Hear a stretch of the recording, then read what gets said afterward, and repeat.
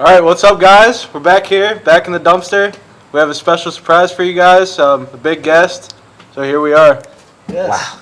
Not only did Dan win the chain this week for the first time in Dumpster Talk's history, but we have a very special guest, worthy of Jackson Hole Week, who is willing to come join us and leave the in crowd and join us in the dumpster today. He could have hobnobbed with all those wealthy people, but that's not who this guy is. Guy Adami is the regular guy.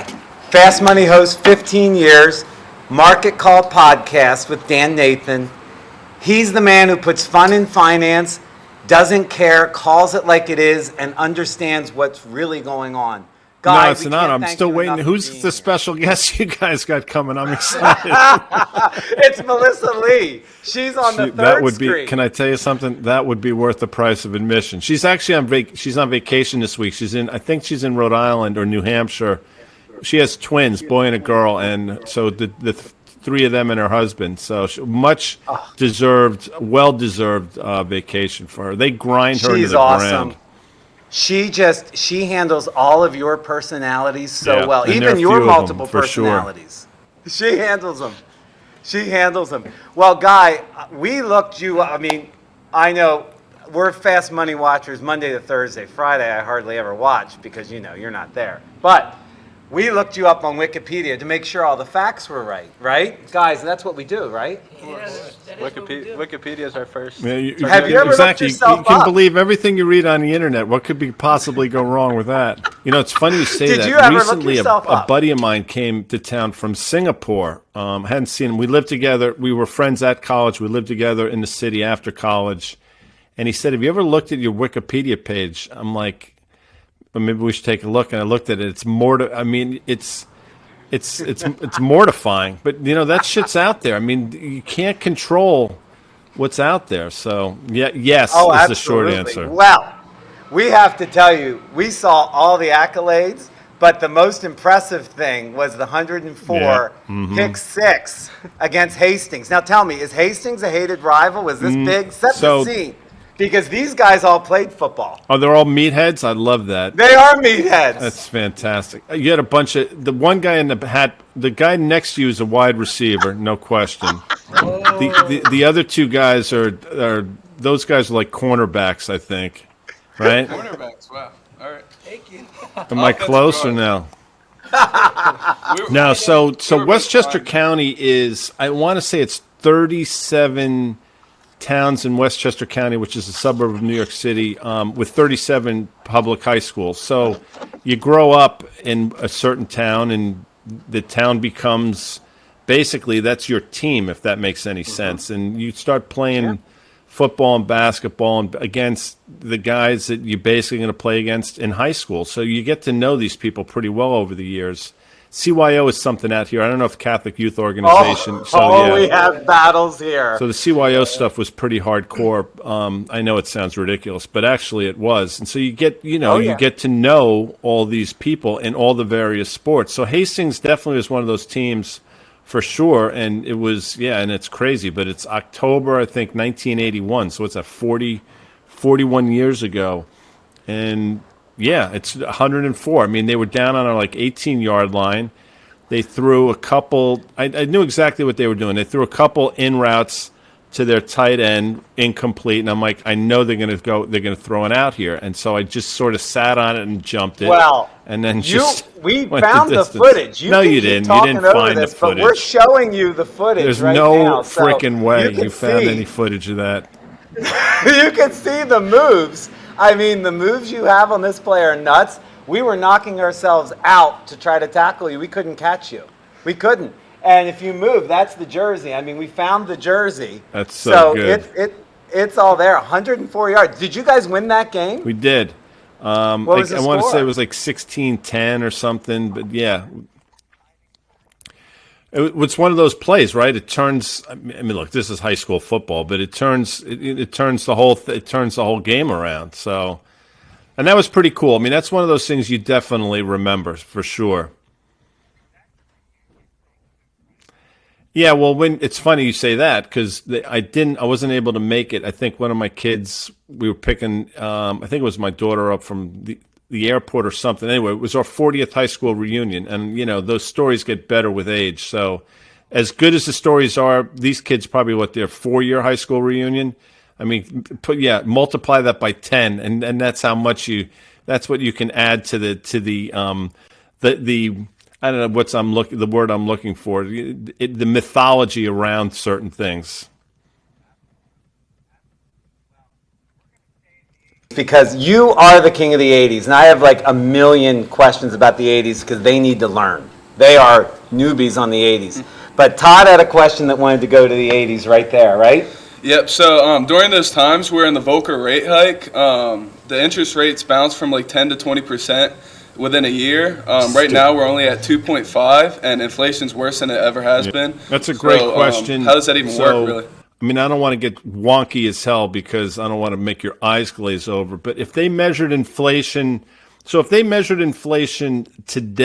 the way they measured it back then, they changed the way they measured things. I mean, real inflation in this country, and you can speak to this. I mean, you see it in your business. I guarantee it every day. So real inflation is probably closer to 17, 18%. All right, but I'll play the game with, 8.5% CPI. The reality is Paul Volcker came in and did exactly what needed to be done. He was sort of the adult in the room, and he didn't kowtow or didn't bow to political pressures. And quite frankly, it was a much different world back then. People were not as fascinated and locked into the markets as they are now. And in today's world, just my opinion, people equate the economy with the market. So if you think about it, 68% of the U.S. economy is driven by people buying shit, right? That's literally what it comes down to. And when do people buy things? They buy things when they feel good about the situation, whatever situation they're in. And this is, again, just my opinion, but what is the one thing most people look at as an indicator for the economy? It's the stock market. And this is not to suggest, by the way, that everybody owns stocks. That's not what I'm saying. But if you look every day, the stock market goes up every single day effectively, you say to yourself, well, the market's up. The economy must be doing well if the market's higher. And that dude across the street from me just bought that new Ford F-150 or Mercedes. I know how much he makes. I make as much as he makes. So maybe I should be able to buy it as well. That's sort of the mentality that goes through. That's the calculus that people run through when they start to think about how things are and what they're capable of and able to buy. That changes, and it changes precipitously when the market drops. And you go back to October of 2018, Jerome Powell was just recently put in as Fed chair. If you go back into your Google machine, you can look. I mean, he came out in October and said, okay, this is what we're doing. And I'm paraphrasing. We're going to raise rates and we're going to reduce our balance sheet. And he used the term autopilot. And from basically Halloween of that year until Christmas Eve, the market went down 19.9% and consumer spending stopped on a dime. And it's not coincidental. Then a lot of things happened. You got browbeat by the Trump administration. There were a lot of different things. You got spooked by the market. And this is not political. I mean, this is what it was. That's I mean, real. If you remember, Trump was saying almost on a daily basis, the Fed should be lowering rates, blah, blah, blah. So yes, and we on our side, we had the tariff thing right at the same time, which killed our business. We got it. Yeah. So, I mean, the wheels were set in motion. And, the Fed has been too accommodative for too long. They've basically been a slave to the market, and they should be completely decoupled from the market. And I think finally you're starting to see people that understand it say, listen, they should not be worried about the market. The market's going to be sort of it's collateral damage to some extent, but we have to get on the right path here. And they're probably, I've said this on the show, so I'm sure you've heard me say it, the Fed's probably 3.5 years behind the curve in terms of where rates are and where inflation is. And you know what's funny? Well, it's not funny, actually, but everybody thinks they're smarter than nature. Let's just put it out there that way. And there was a great HBO documentary out, I don't know, 5 or 6 years ago. It was called Chernobyl. I think it was a 6-part series. If you haven't seen it, you should, go to Blockbuster Video this weekend and rent it. It's pretty unbelievable. He is in the 80s, guys. Yeah, I haven't left. But, here's the gist of it. Chernobyl, as you all probably realize, disaster. And Chernobyl started, that whole meltdown started as part of a test. And there were, 1 o'clock in the morning, they had a bunch of engineers in a room. One guy was leading the charge. And in order to test the reactor, they had to sort of shut it down. So they shut down the reactor, and that's according to plan. And then they start to try to bring the reactor back up. And they kept trying to bring it back up, and nothing was happening. They were not getting a reaction. So one by one, the guy running the show said, all right, take the control rods out. And the control rods are exactly that. They control the reaction. They took the control rods out until they took every control rod out, and guess what happened? The reaction they got, they couldn't control, and that's when you had that. So it was hubris to think they could somehow control something they had no control over. And this Federal Reserve has pretty much done that. They've taken all the control rods out, hoping to get a reaction. The reaction they were looking for is inflation. They got it, and now they can't control it. So people say, you have this hard on for the Fed. Yeah, you know why I do? Because I won't use the F word, but there's an arrogance to thinking that they can control something they have zero control over. And now they're trying to put that genie back in the bottle, correctly, by the way, but way too late. And think about all the people they've hurt. I'll tell you and this is a very long answer to your question. I apologize. We love this answer. Who got hurt when interest rates go to zero and money is free? You know who gets screwed? The middle and lower class. Absolutely. 100%. The only people that benefit that are people that own shit. They don't have the assets to leverage. That's right. That's exactly right. And there's who gets hurt for assets. Right. And you know who gets hurt in inflation? It's the same people. Yeah. The rich people will go to their cocktail parties on a Saturday night and they'll laugh about it. I paid $6 a gallon for gas. No, I paid $6.50, and it's a rounding error for them. For a lot of people, I got to choose to put gas in my car, feed my family, and I'm not trying to be hyperbolic, but it's true. So the Fed policies have created one of the biggest wealth gaps in the history, if not the biggest wealth gap in the history of our country. Think about the hysterics, what Todd just mentioned. If Volker had a month, I believe, where he went from 15 to 20 back to 18. I mean, that is weird in itself, and probably a sign of not a great handle. But think about that, what that would do. There would be, well, I mean, you didn't have media coverage. Today, I think, I don't want to say a lion's share of the population, but I think a decent amount of people in the United States would be able to identify Jerome Powell or tell you who he was. I would say that less than 1% of the population back then had even heard of who Paul Volcker was. They couldn't pick the guy out of a lineup. It's a different world. And with, the advent of 24/7 media, social media, and all that shit, it's much more pronounced now, these moves. So, yeah, if the 24/7 media coverage was around, if the focus on the market was around back then like it is now, I don't know, would it have flinched? Maybe. I don't know, but he did what was right at the time. Absolutely. Isaiah, you have a question kind of relating to something big for us? I do. So over this way, we like to look at the dollar because it affects our day-to-day lives. And when we started the dumpster talk about a year ago, it was sitting around 90, and now it's at around 110. So back in 85, we were just wondering, like it went all the way up to 164, and we're just wondering what that would look like today, and if that's possible to ever happen. That's a great question. Again, through the lens of the 1980s.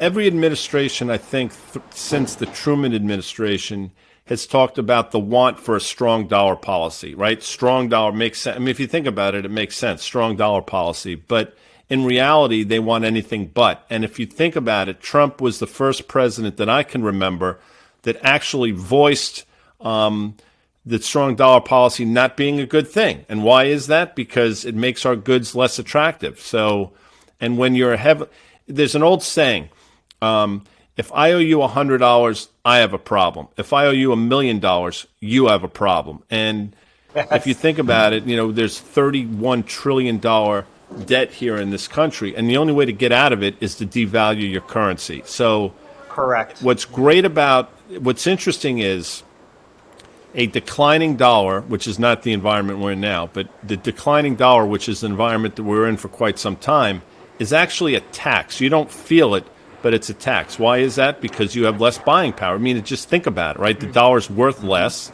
You have less buying power. So you're being taxed without even realizing it. The dollar going up is a great thing for our citizens. It's a great thing for you. Your buying power is raised, right? It's a better thing for you. For businesses, however, if you're a multinational, it creates a bit of a headwind. And if you watch, I know you watch the show. I mean, you think about all the companies that have recently come out and guided lower because of currencies. And the currency they're talking about is the strength of the U.S. dollar. So it's a fascinating conversation. The fact that Trump actually pointed out that a strong dollar was not in our best interest is remarkable. He happened to be telling the truth, but they all talk a strong dollar game, but behind closed doors, they don't want that, and they don't give a shit that it's going to hurt you and your families. They could care less about that. I mean, they're focused on what it's going to do for, again, corporations and for the economy. So it's a fascinating thing. It is, and on this one, you don't have to be a multinational. Copper gets, without farmers and scrap dealers, you know what our export trade balance would be? Copper, any kind of copper price is just hedged right to that, almost. Mm-hmm. Pretty much a dollar index thing. So my man, you got a question? We know that you have a commodity background. Mm-hmm. So what do you think about copper? Our benchmark is at 365 for September. What do you think about Yeah, that's a great question. So copper, there's this saying in my world, Dr. Copper. It's the one of the many leading indicators in terms of how the economy's doing. Copper is a very economically sensitive commodity. I totally get it. And you look at stocks like Freeport-McMoran. Look about the run that stock had, and that's a very heavily copper-based company. When things were going really well, when the commodity cycle was booming back in the spring, and how things fall off a cliff so precipitously. I mean, you see the price of copper. It's extraordinarily volatile. I do think, this is just my opinion, but it's shared by some people. I mean, people at Goldman Sachs think this as well. I think this commodity cycle, although obviously the last 4, 5, 6 months has been difficult, because I think there's, again, this fear of global slowdown. But the problem is, with that argument, the global slowdown argument, you're not seeing demand destruction at all. Demand is still there. Crude oil demand is pre-2019 levels. It's not waning at all. Probably the same thing. I can't speak as intelligently about copper, but it's probably the same dynamic going on. You think about the home builders and what goes into homes and what goes into automobiles and all the things that copper has use for. It's not going away. And the planet's not getting any... It's getting smaller, if anything, and more people vying for the same natural resources at listen, 3-4 months, can you see price declines? Yes, we've seen them. Over time, I think this is an extraordinarily viable commodity, and I'm not putting you in the speculator's game, but that's one of those things where if you can speculate on the price, and I'm not looking for you guys to lever your business on the back of it, but I think this is actually a pretty decent time to be betting on copper again, especially if, this China zero COVID policy, at some point they're going to open that up, and you just think about how that's going to potentially open the floodgates as well. Absolutely. Absolutely. Alex, you had a question? So, sadly, we're bringing it back to the Fed. No, that's not sad. I mean, fire away, Junior. All right.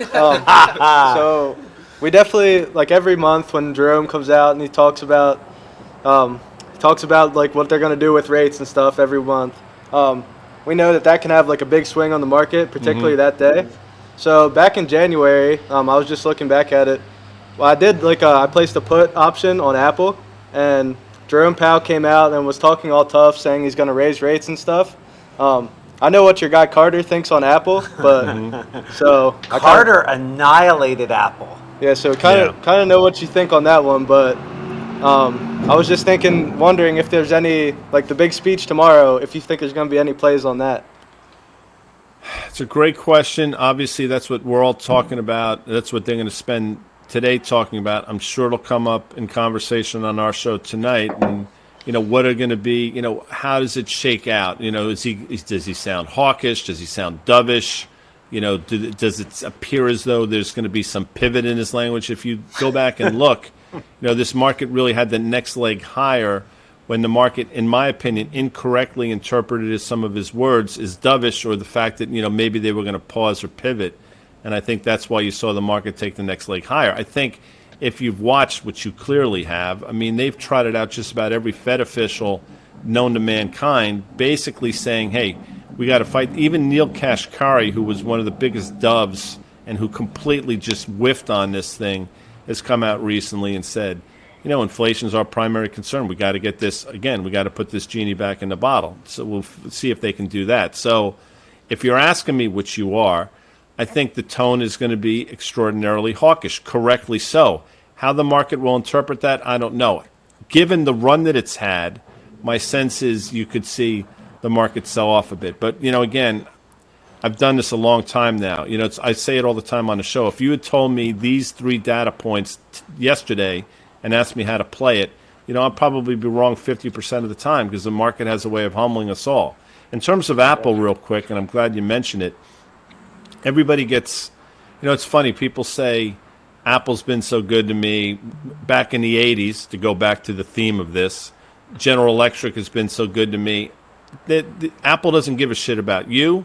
General Electric doesn't give a shit about you. They don't care, number one. Well, for you, people get attached. You get attached to your girlfriend, your dog, your sister, your parents. But don't get attached to friggin' stocks. I mean, there's no, there should be no emotional attachment.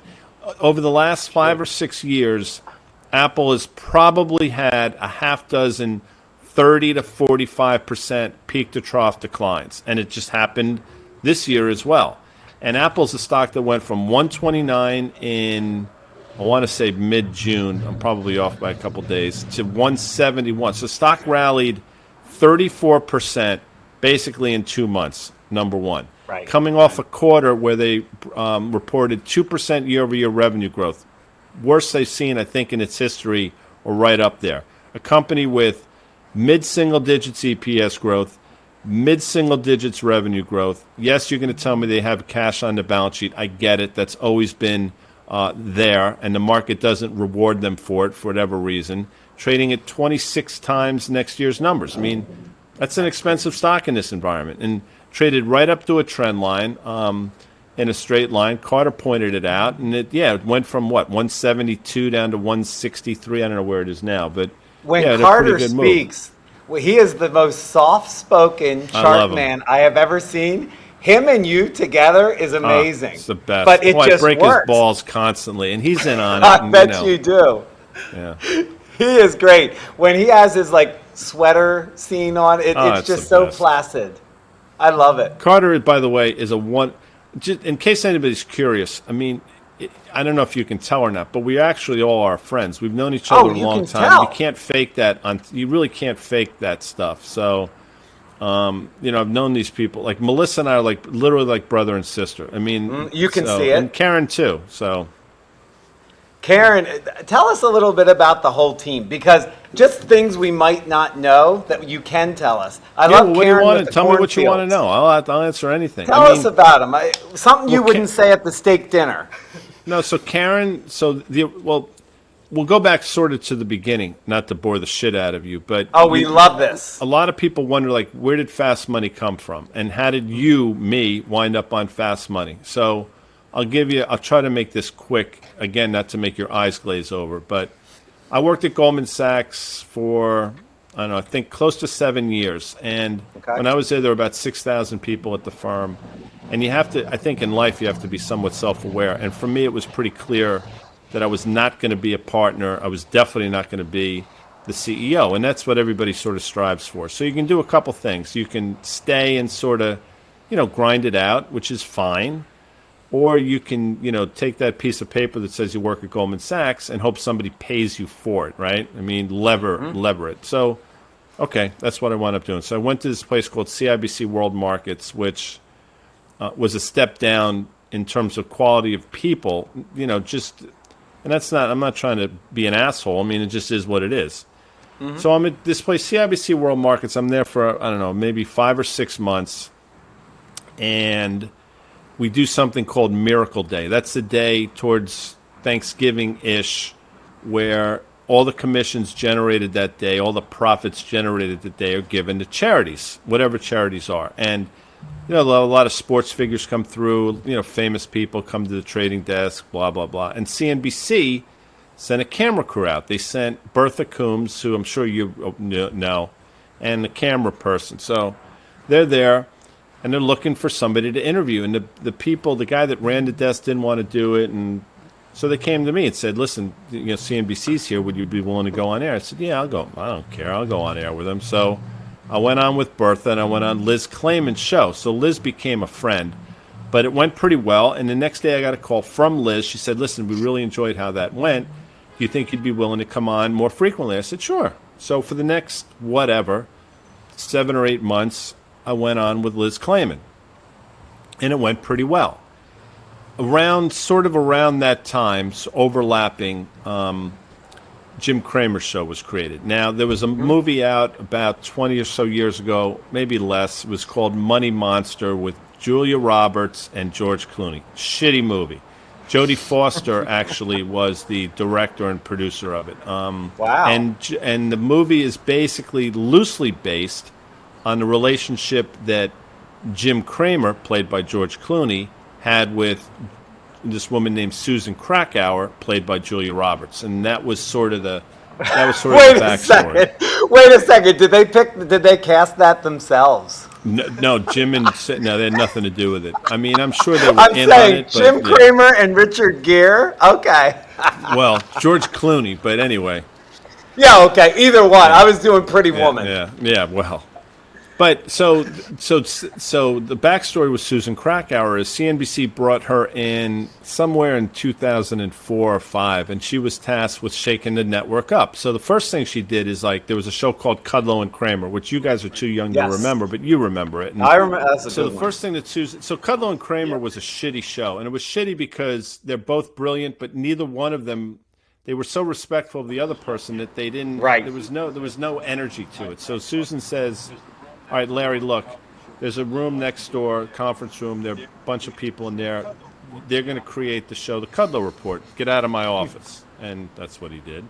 And, Jim, we have an idea for you. And the idea was Mad Money. So that show goes ballistic very quick.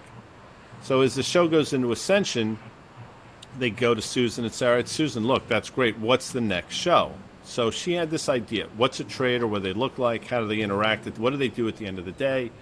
And she wanted to replicate that on the television show. So from November of 2005 to early 2006, CNBC brought in roughly 450 people to interview, screen test, talk about a yet-to-be-named show. And I was one of the people they brought in. And they had all different permutations. A bunch of different people came in. They kept coming back to pretty much the same group of people. It was me, a guy named Eric Bowling, who some of you may know, Eric, Jeff Mackey, who you may or may not know from Twitter, and a guy named Tim Strazzini. And the host was Dylan Radigan. So all through, I'd say, the spring of 2006, Fast Money was an 8-minute segment on an existing show a couple times a week called On the Money. And the producer of that show one day came walking by, and he's like, what the is this thing? And he's like, this is pretty good. So they call us, the network, in September of 2006, calls us up on a Thursday. They got us on a conference call. They said, okay, look, Larry, who now has his own show called The Kudlow Report, is going away next week.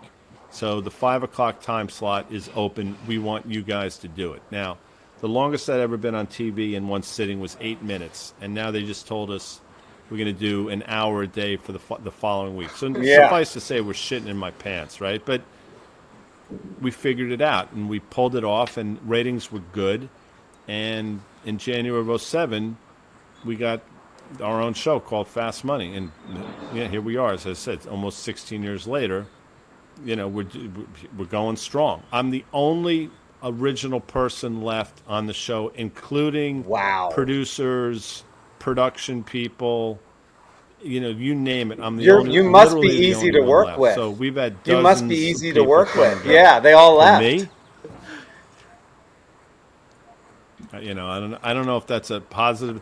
Look, I'll say this. I mean, the fact is what it is. I still haven't figured out if that's a good thing or a bad thing. So. You can, and the chemistry of the current set. I mean, it's amazing. Melissa, Karen, Dan, and Tim, and Bonal. You can see the new ones, the other ones coming in who sub out and things. You got a great crew, and it makes it real for real people like us. No other show. They think they're going to be not respected if they can't just talk. You know what I mean? Mm-hmm. Well, do I know what you mean? Yes, because one of the first things I said when it was clear we were getting a show is we don't want to dumb this down, number one, because we want to be respectful of the audience. We think people want to raise their game, but we also don't want to talk in a way that's, right. Inside baseball that people don't understand. Like nobody likes to be talked down to, number one. And it's like everybody's trying to prove how smart they are. Nobody gives a shit. As a matter of fact, the smartest people are the ones that can make the most arcane, intricate things accessible and fun. So I think that's what we set out to do. And I think you probably can tell, cursing notwithstanding, I'm the same person on the show as I am. I mean, we love that person. Worse, so. This guy channels you often. He has been taunting J Powell for about a year. He's been making fun of transitory for a year. Love it. He was ahead of his time, so he has a question for you. Good for you. We've been on Jerome and the Fire fence away. of transient nonsense for a while now, like Dan said, and we have all been feeling it with the rising gas prices and the rising food prices. And yeah, you've been sounding this alarm for almost a year now as the supply chain exacerbated this. So I just want to know, like, what's your opinion on core CPI versus total CPI? Because I feel like we can all definitely look at that smile crack. We hit the total jackpot. CPI more, and we actually had this on our board as well. Yeah, we have to get to our picks too for this man. Yeah, but go ahead. Yeah, go ahead. Tell us. Oh, I love it. What is that? Is that all like? Yes, they're smashed cans. We'll get into all that. There's all your beer cans are in there. Fantastic. Right on. I'm trying to live a clean life. It's easy to get inflation, lower if you don't measure it, right? I mean, it's remarkable how, so that's the answer to that question. Again, it goes back to what I said originally. If you really measured inflation with all the inputs and the things that affected people, you're talking about a high teens inflation rate without question. I mean, you see it. I mean, my sense is people must be like, who the F are you kidding telling me inflation is X when I know for a fact my bills are 25 to 40% higher? Like, what am I missing? So it's all bullshit. And if they don't know it's bullshit, they're dumb. And if they do know it's bullshit, they're disingenuous. So you pick what's better. Would you rather be dumb or you'd rather be a liar? Because they're one or the other. I mean, that's just what really, it's that simple. And again, it goes back to that notion that they somehow thought they could control something that they were longing for years. They had no control over it. It's stupid. As a matter of fact, and I said this for years leading into it, they had inflation in all the wrong places. They had inflation in every place they didn't want it to be, and they just weren't measuring it. Now they got it in some of the right places, but now considerably more in the wrong places, and they don't know what to do. And, they're going to raise rates. They got a blunt instrument object, and they're going to use it. And what's going to wind up happening is it's going to slow the economy down, and then, they're going to try to take their foot off the gas. And if they do that, commodity prices are going to explode. So they're going to have to put they've painted themselves in. They have done this to themselves. And people say, well, what would you have done? Well, one, I'll tell you what I would have done. And two, I'm not a friggin' Fed official. Like, it's like you Shakespeare fans out there, uneasy is the head that wears the crown, man. That's just the way it is. Like, I don't get paid to do that shit. They do. And people say, well, they couldn't have seen this coming. Well, that's what you get. That's what you're tasked to do, okay? You're tasked to see things that other people shouldn't see. And these are supposed to be the brightest minds on the planet. They can be in our dumpster. This show will be a success if we get an oh, by the way. I thought I had you amped.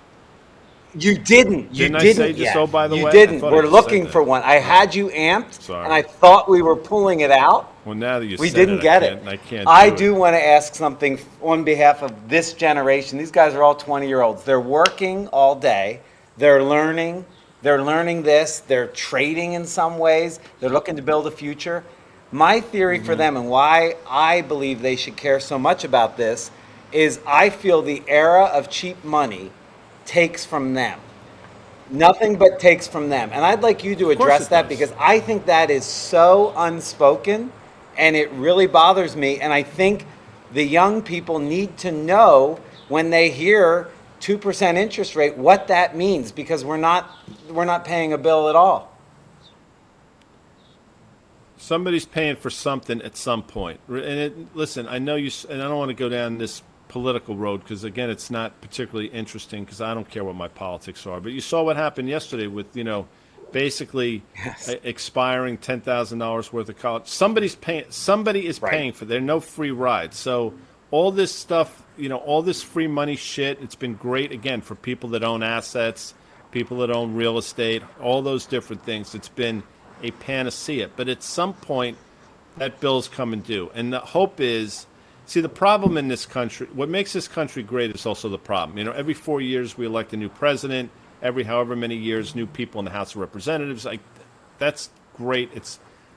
The problem is half the time is spent campaigning for things. And nobody's going to campaign on, well, we have to take our medicine. Guess what? Now's the time. Yeah. Sorry, folks, party's over. I mean, they can campaign on that. They're not going to win on that, right? So it's not politically expedient to bring these things up. And the hope is you get through your 4 years or 8 years and this shit doesn't hit the fan and it's somebody else's problem. And that's been going, by the way, it's not just the last 8 years. I mean, this is going back, again, it goes back literally to World War II if you want to really get down to brass tacks. But again, it's not all that interesting. What's fascinating is, people get on Bill Clinton. I think the only time we had did not have a deficit or a debt was during the Clinton administration. The Newt and Clinton combo was the last surplus. Yeah. Because it can work when we have bipartisan agreements and people can reach across the aisle. I mean, shit can get done. Now it's just a joke. I mean, the whole thing is a disaster. So, I mean, I guess to answer your question, going back to the CPI, I mean, the real numbers are a lot more significant. And who's going to pay for it? Yeah, your generation and your kids' generation, unfortunately, unless they somehow. Unless you adhere to. Oh no, MMT! Don't do MMT on us. If you have your Google machine, yeah, it's a joke. The whole MMT thing. I mean, there's a school of thought out there that thinks, you know what, you can do this in perpetuity. There are no ramifications for it, and that's not. Yes. There's so many levels. At some point, somebody's going to. You think about it. Every economy since the Roman Empire. With a fiat currency has ended in disaster. I mean, and as recently as Venezuela, Zimbabwe. I mean, in pre-World War I Germany, the citizens were taking their Deutschmarks, the cash, this shit, right? And they were putting it in their furnaces for heat because it wasn't worth anything. Go back and look. So if you don't think hyperinflation can happen, it happens. And, currencies... You think about it, fiat currency is exactly that. It's backed by the belief that the government is there for you. Well, we're going to find out real quick. And you have central banks until recently. I mean, you had every central bank in the world tripping over themselves to devalue their currency. And you think about that. I mean, how does that work out? And to a certain extent, because I know this question is coming from one of you guys, that's, I think, Bitcoin was born from that, from this concern that fiat currencies were running amok, and what are we going to do to combat that? And I think that's what Bitcoin is born we from. can't miss, Cary. Do you have your item on you, your special charm? Oh yes. Oh, he wants to show you something. I think we have the Bullhorn. Do you have a Bullhorn guy? Do you know about the Italian Bullhorn guy? Yes. Listen to that dude. Come on, half Italian, half Sicilian. I mean, what are you? You got some Guinea in you or no? I asked my grandpa last night. He's from Gasparina, so yes, I'm kind of a mutt, but I'm like 25% Italian. So that doesn't not count. the real deal, but yeah. Good. Yes, that's a little bit. That's enough. He doesn't call it gravy. He doesn't do gravy. So That's all right. Listen, there are two kinds of people in the world. There are Exactly. Italians and there are people that want to be Italian. that's my man. That's my man. You had a question about one of your fun stocks. Yeah. It's not Bitcoin, but they're close. You know what it It's is. like the GameStop. GameStop had a run. I was just wondering, Yeah. how you feel about like them stopping, like on Robinhood and stuff. The exchanges stopping and stop letting you Yeah. sell that. Yeah, that was bad look for Robinhood. That was really bad. And what happens is it gives credence to this belief that the system's rigged and the little guy's getting screwed over. And I totally get it. I'll say this, and I'm not pro or con. I don't think the playing field has ever been more level. The ability to trade for free, the amount of information you have, all the chat rooms, the free-flowing ideas and communication. So in terms of the market, I think it's democratized, whatever you choose to acknowledge that word to mean. That's what I think. In terms of what your question is, yeah, Robinhood really screwed the pooch on that one, and it pisses people off. And you'd be like, yeah, see that? The little guy's getting screwed again, and I understand. I think if we're all being honest, companies like GameStop and AMC, I mean, the fundamentals behind the businesses are broken. I mean, in the best of times for AMC, which is probably 2016 or so, it was a failing business then, and things haven't gotten better, they've gotten worse. But what I think a few people understood is, wait a second, we can use the power of the crowd. I mean, it's Roman Empire shit, right? You get the crowd behind you, you control everything. So if you can get the crowd behind you, you're going to control the narrative. And that's exactly what happened, I think, with these meme stocks. So I don't know who started it, and but some savvy person said, wait a second, I can start something, I can start some sort of, not rumor, but I can put some morsels out there, and it's going to catch fire, and it's become viral, and then the crowd's going to do the work for me. So this is shit went on in the 80s, except the difference back then it's happening at restaurants. Now it's happening in the virtual world, right? It's happening online. So nothing's really changed. People have figured it out. I think a lot of small investors made a lot of money, but I think really if you think about what was driving it, I guarantee you, and I don't know this for a fact, but I'm willing to bet that there are a lot of hedge funds out there that hired people to infiltrate these they're in the bets. They're in the bets rooms. Really they were telling me everything. Yes, you're right. They were definitely hired. They had to have been. Yeah. They had to have been. Listen, if I were running a hedge fund, I'd probably do similar, within the confines of the law. I mean, but that was completely that's probably going on now. And the thing that infuriates me, it upsets me. Okay. I think there's this misguided belief amongst some of the Reddit crowd, Wall Street Bets crowd is, as long as I hold on to my stock, right, it has to go higher. And that's just patently false. And, there's this belief that, the shorts are still out there waiting to cover. And, yeah. But look at the volume that traded at the height of the GameStop and AMC. The amount of shorts out there, the volume covered, 2 or 3 times the amount of shorts are out. So my point is, shorts had every opportunity to cover. So the fundamental story to own these stocks is not necessarily there's going to be a short covering rally, because that played itself out a long time ago. So I think sometimes, again, I think a lot of people get mad at me. I see it on Twitter. No. Like, I can't believe you're siding with the man. It's like, no, I'm not. Just get over yourself. I'm trying to point out the absurdity of some of this stuff. It's funny. A lot of times, if you don't tell people what they want to hear, man, it is. Amazing. And you're, of anyone, man of the people. I mean, come on. That's you. Why don't you show and tell, Mr. Giants? Well, what's interesting is I'd like to think that's true. I'm not trying to screw over. I mean, you're trying to help people. It's funny if you're bearish, you're somehow un-American. No, actually, I would submit that's the quintessential American. You're trying to point out some of the things that can go wrong. I mean, It's not un-American. No, and you're communicating in a way that reaches people. That's the difference. You're Guy from Morristown. That's what you are. This guy he has his little Saquon. I heard you are a fellow Giants fan, so I'm a Penn State fan, so. Oh, it's that. Fan. You have to educate us on the whole. Why is it Giant, Yankee, Ranger? Why are these and then Met, Jet? Yes. Giant, Yankee, Ranger. And they're all four-letter words, right? So here's the arrogance behind that. There's, those fans, which I am one of, by the way. We hold ourselves to a certain standard, and this is going to sound like what an asshole, but it happens to be true. And Jet, Met, and Islander and whatever fans, they tend to be, blushing cut from a different cloth. Let's put it that way. And that's just so. And it's funny. I could give a shit about the Jets.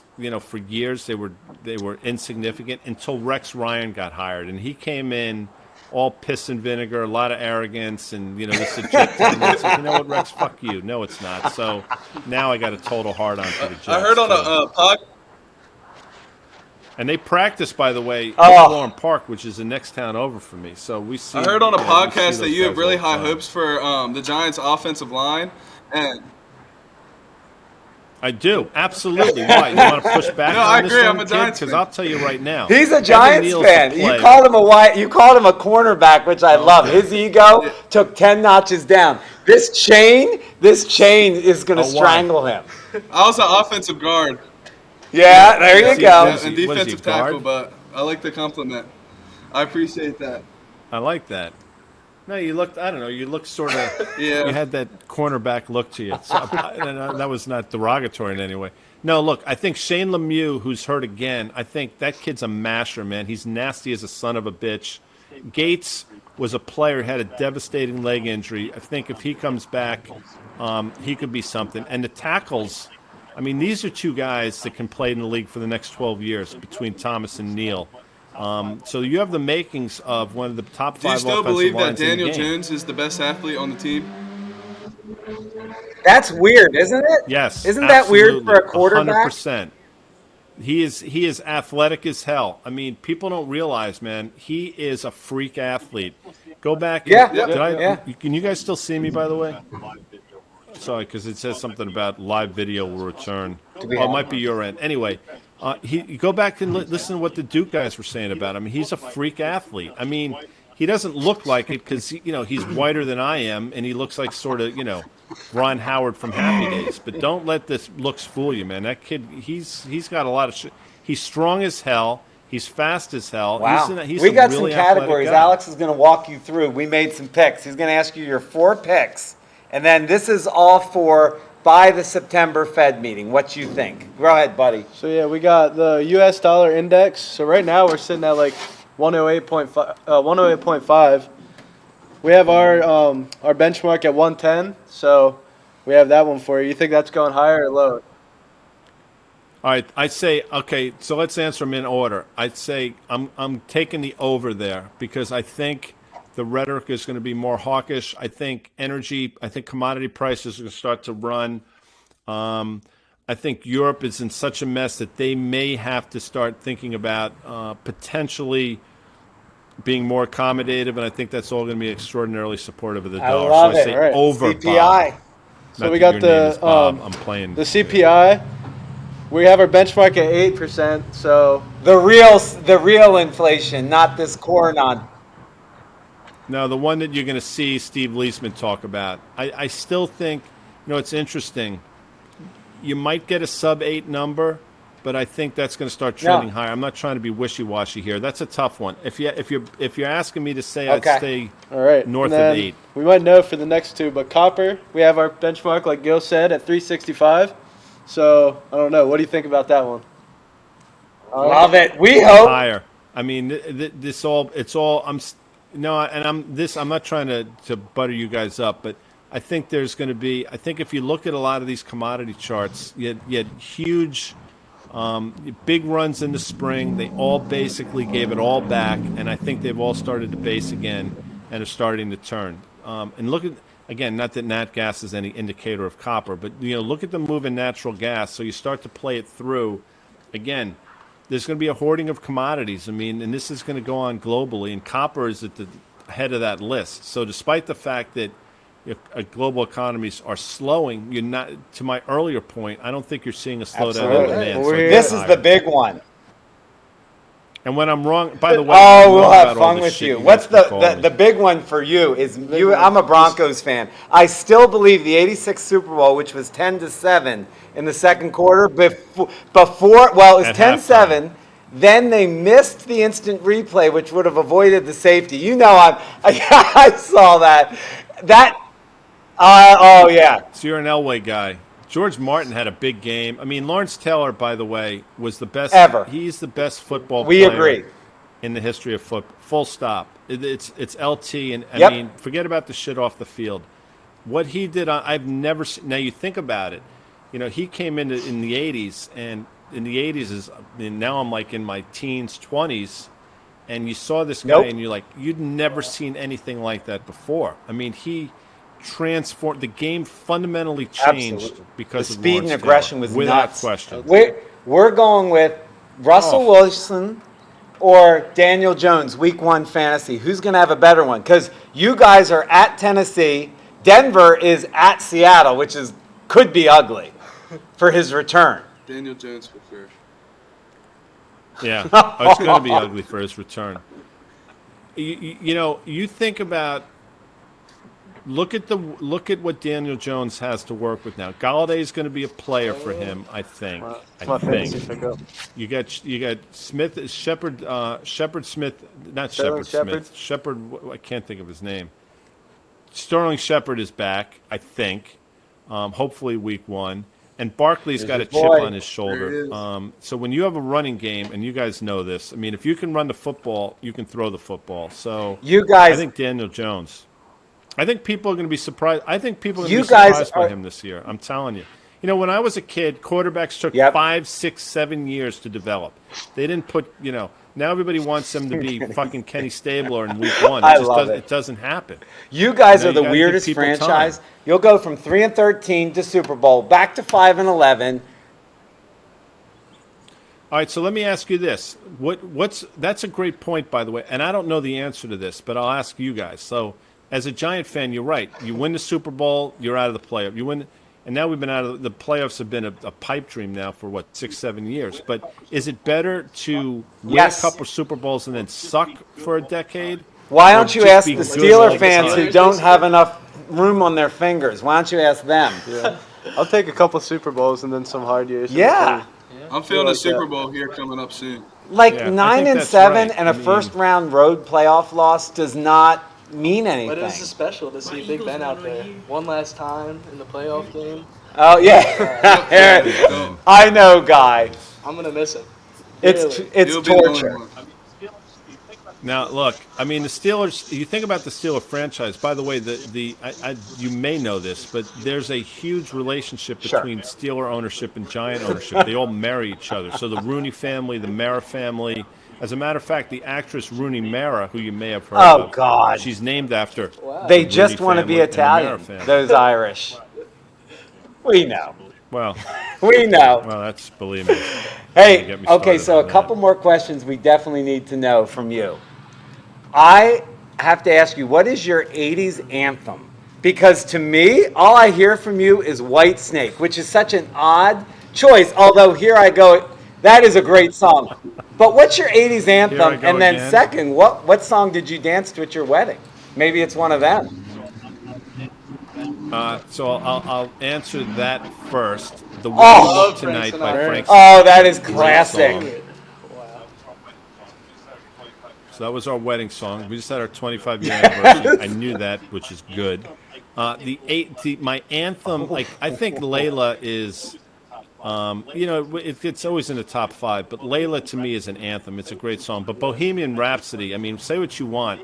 I think maybe the best front men in the history of rock and roll is Freddie Mercury. The guy's a frickin' genius. So, I'll throw some Queen your way.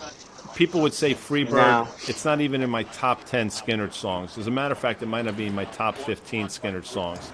Born to Run by Bruce is not my top 15 Bruce songs. I can name a song like Thunder Road or Backstreets. This one's an old soul. He plays Billy Joel all the time. Yeah, what's your opinions on Billy Joel? He's my favorite, I think. Well, you should come out to New York because I think he's been at Madison Square Garden, I think 72 times. I think he just had a show the other night. I mean, he's quintessential New York, guy from Queens or Long Island. I mean, he's always around. I'm a fan of his talent, but he's also written some of the shittiest songs in the history of. Could you rattle some off? We didn't start the fire is I can't. Yes, Guy. It's constant. This is all we hear, and these are like 20-year-old guys listening to God knows what. He's driving in the car with them, playing this on his aux. You got to. Good for you. You want to get it. I don't know if you can. I don't know how to do this, but. Guy's first playlist on Spotify. I think the account is GC. This is going to be our background for all our stuff. I love it. I love that. Wow, this has been awesome, Guy. We can't thank you enough. This has been. Now, fellas, and let me just say this, guys. You're part of, and I can't speak intelligently about the company, but the fact that you're doing this and do this on a consistent basis, you're part of something, and you should feel as if your voice matters. And if you think you can improve the business or if you have ideas, you should feel free to bring those ideas up. I mean, and have conversations. Yep. If they're difficult conversations or easy conversations, that's how businesses grow. And, you're not just punching a clock. You're part of something. Now, I'm sure you all aspire to do things, but right now you're part of something. And together you can do great things. And the fact that you do things like this, to me, inspiring is probably too hyperbolic, so I don't want. But it makes me happy to know that, there's still groups out there that are trying to help the organization, maybe learn a little bit, have a little bit of fun, and the camaraderie is really important. So I think it's wonderful, and we are so grateful. And I don't know if you've ever been to a scrapyard, being a card-carrying Italian. I have. As a matter of fact, one of the wealthiest people on Long Island. Is it the Gershals? I can't think of his name off the top Kevin of my head. Gershowitz. We're friends with them. They just put up a massive facility addition. Yeah, they're wonderful people. Crushing. He has one of the biggest boats out in Montauk. Yeah. I mean, the guy's So, let me just say this before I get out because I got to do a 1:00 show, but. If anybody ever gives you shit about, you're in the scrap, just go fuck themselves. Put it right there. No, I'm serious. I mean. Yeah. It's you can succeed in this country doing anything. So you don't. And the fact again, I mean, think about the questions you asked. I'll put you guys up against anybody. Thank you. Open invite to us anytime, Guy. Thank you. Anytime, man. I appreciate it. Enjoy the rest of the day. Enjoy the season. And when I'm wrong on all the answers, you're never wrong. We will call Guy from Morristown. We'll figure it out. Thank you. Thanks, Guy. Have a great one. Thanks everyone.